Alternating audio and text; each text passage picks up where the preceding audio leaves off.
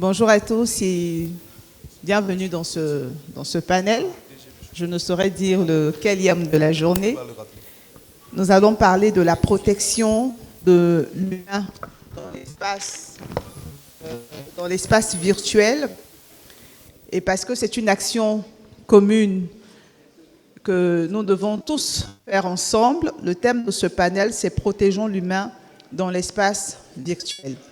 On est tous d'accord que le numérique a changé les modes de consommation et que tout le monde, même ici dans ce panel, consomme, utilise, s'exprime sur les différentes plateformes mises à notre disposition par le numérique, que nous soyons journalistes, créateurs de contenu médiatique, artistes, ou même qu'on travaille à l'identification des populations, on consomme tous le numérique. Et on nous a longtemps vanté les avantages du numérique, et vous conviendrez avec moi qu'ils sont nombreux, ces avantages-là. Mais est-ce qu'ils sont sans danger? Est-ce que le numérique est sans danger? Est-ce que l'humain qui utilise le numérique est exposé? C'est le but de ce panel.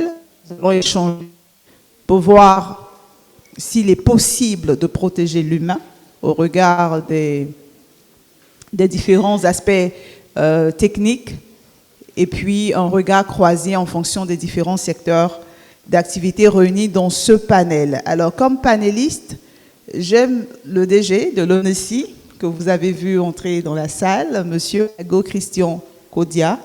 Merci d'être là. Et certainement, on saura comment faire pour avoir nos cartes d'identité.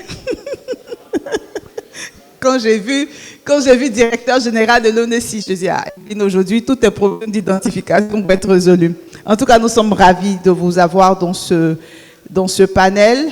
Nous avons mon cher grand frère, Jacob Bleu, qui n'est pas présenté, artiste, peintre, photographe, qui vraiment fait la fierté de notre pays, la Côte d'Ivoire, sur le plan national et international, et qui est le directeur artistique des rencontres musicales, rencontres internationales des arts numériques. Merci d'être là. Juste à côté de lui, nous avons Israël Gebo, mon autre frère et ami. J'ai failli dire mon chéri dans une ancienne vie, mais bon, là, c'est un peu... Parce que tout à l'heure, il a dit que nous sommes nombreuses.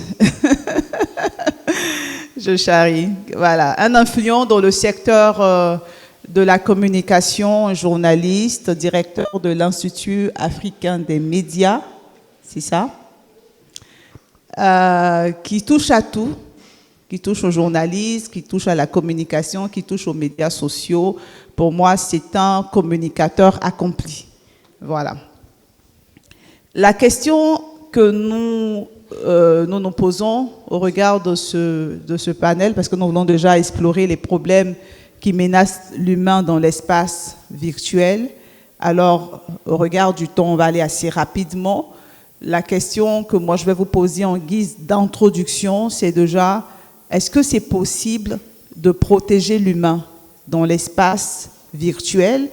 Et pourquoi faut-il le protéger? Bien sûr, au-delà de la question, vous pourrez développer tout ce que vous avez préparé et prévu dans ce panel. Je vais commencer par vous, monsieur le directeur général de l'ONECI. Voilà.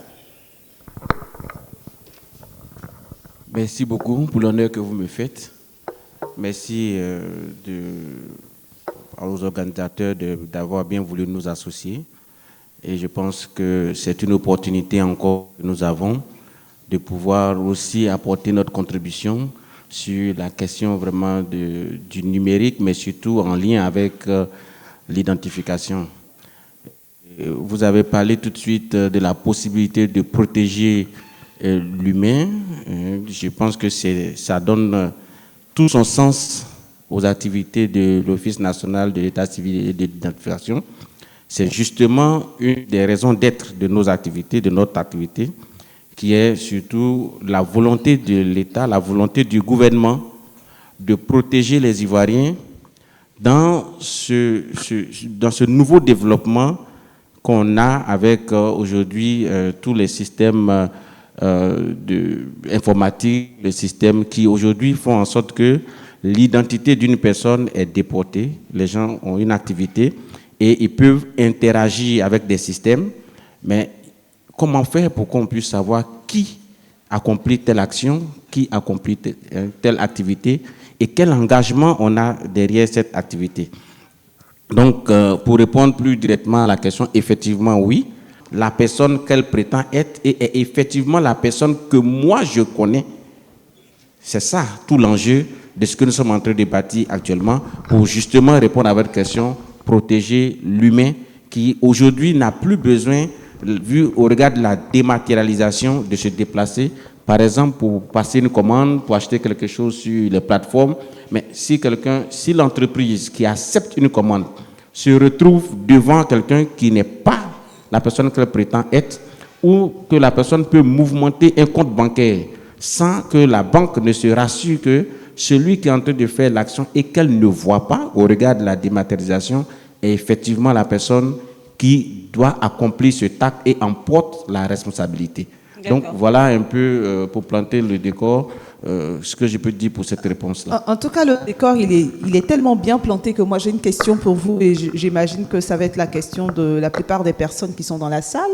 Vous collectez nos données, mais est-ce que ces données-là sont protégées?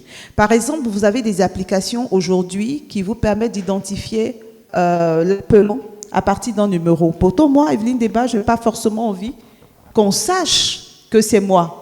Je ne sais pas si vous voyez ce que je veux dire. Donc souvent, les gens ont besoin de protéger leur identité, de protéger.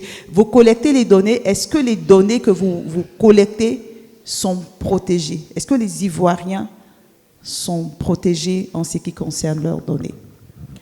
Le gouvernement a pris toute la mesure de cela parce que c'est justement ce qui se passe aujourd'hui.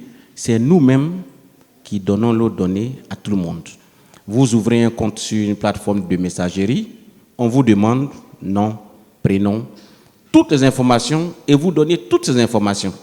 Alors que les personnes utilisent ces informations à votre insu, ce sont ces informations que vous retrouvez dans les petites applications qui génèrent un peu d'identité, pour ne pas les citer. Okay. On appelle et puis le nom sort et tout ça. C'est pour justement protéger les Ivoiriens que le gouvernement a décidé d'attribuer à chacun un numéro national d'identification.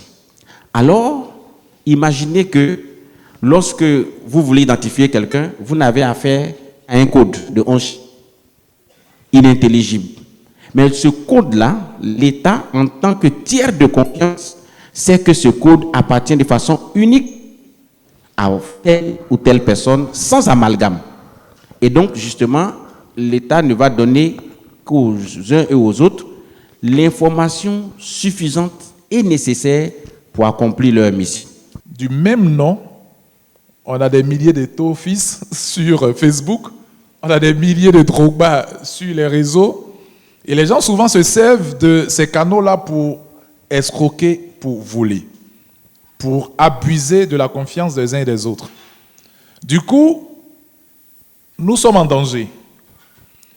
Pour quelque chose qui devait nous aider à pouvoir être en sécurité, à pouvoir évoluer, à faire des rencontres, à vendre, à même étudier, aujourd'hui le réseau social dans son ensemble et le monde virtuel est devenu un monde trop complexe.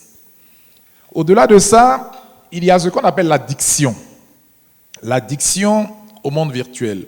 L'addiction aux jeux vidéo, par exemple, par nos enfants, qui aujourd'hui sont coupés du monde. Il y a des gens, quand vous allez avec eux dans des cérémonies, dans des réceptions, même dans des conférences comme on le fait ce matin, ils passeront plus de temps sur leur téléphone, ils passeront plus de temps sur leur ordinateur que d'avoir des échanges avec les gens qui sont autour d'eux. Donc ça nous a coupés de l'humain, cela nous a coupés de notre semblable, cela nous a coupés de notre environnement. Et plus loin, le virtuel et le monde autre parallèle dans lequel nous sommes aujourd'hui nous a coupés aussi de notre culture. Parce qu'il y a beaucoup d'influences culturelles, il y a beaucoup d'influences des choses qui viennent d'ailleurs. Et les références aujourd'hui, ce sont des choses qui viennent d'ailleurs. Mais les gens trouvent ça où? Hors de chez eux, hors de leur maison, hors de leur village, hors de leur quartier, hors de leur ville. Ils trouvent ça dans le monde virtuel. Donc aujourd'hui, ce qui est important pour nous et sur lequel je voudrais revenir, c'est qu'il ne faudrait pas que toute notre vie soit seulement calquée sur ce qui n'est pas palpable. La vie autour de nous est importante. Le marché est important. Aller au cinéma, c'est important. Venir à une conférence comme ça, c'est important. Avoir des amis physiques. Il y a des gens qui ont 1 million d'amis ou d'abonnés sur les réseaux. Mais quand ils sont dans les difficultés, il n'y a personne autour parce que ça reste virtuel. Je suis suivi par des millions de personnes. Mais en réalité, tu connais qui? Tu parles avec qui? Quelqu'un qui est derrière son clavier, qui est derrière son téléphone, où tout le monde pense être fort, où les gens peuvent s'insulter. Des gens qui ne peuvent même pas t'insulter lorsqu'ils sont en face de toi, ils peuvent t'insulter parce qu'ils sont de l'autre côté de l'écran. Vous voyez les difficultés dans lesquelles aujourd'hui nous sommes.